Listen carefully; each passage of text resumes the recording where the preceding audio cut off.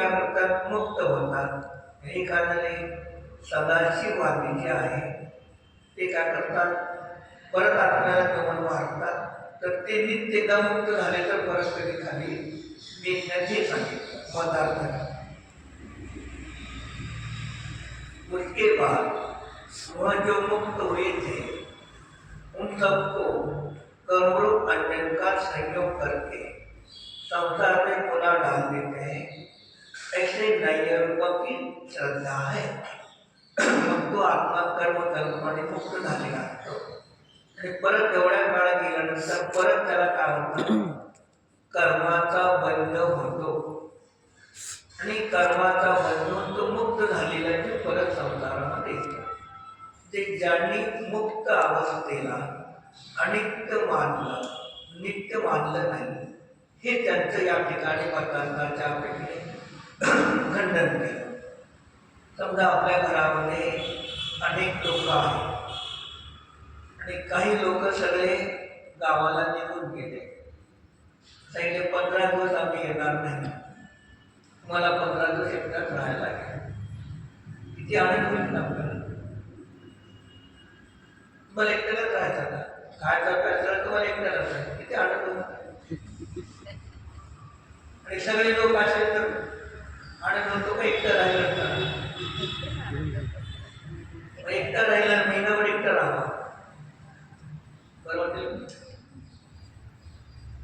कपूत आहे का मी कोण नाही घरात देवता तर मी एकटाच घरात आहे. नारकांचा लवकर फोन होणार, या लवकर ते कुटाल मी एकटे घरात राहिले.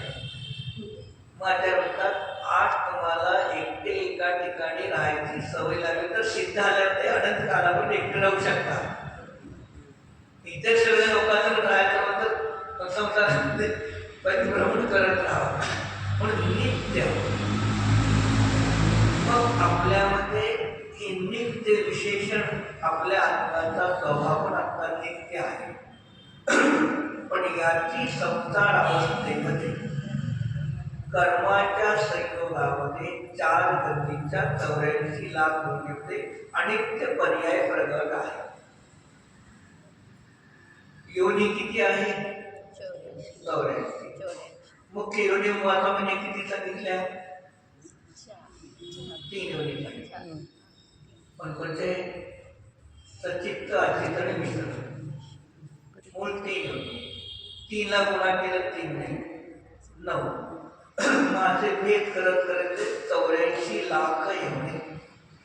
एक इंद्रिय पृथ्वी काय 7-7 लाख ते प्रवेश दिले. 84 लाख योनी झाले. योनीचे कुल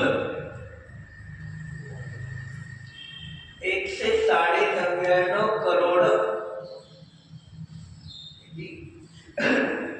199 करोड योनी. आणि त्याच्यामध्ये काय भेद आहे, कुल आणि योनीमध्ये फरक काय.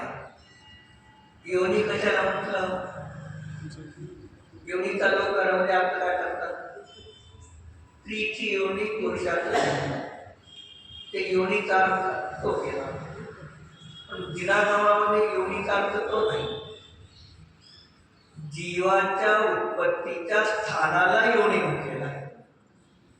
मग हे 3 प्रकारचे 84 लाख योनी झाल्या आणि कुल म्हणजे त्याचे भेद प्रभेद केले तर त्याला म्हटलं कुल. 199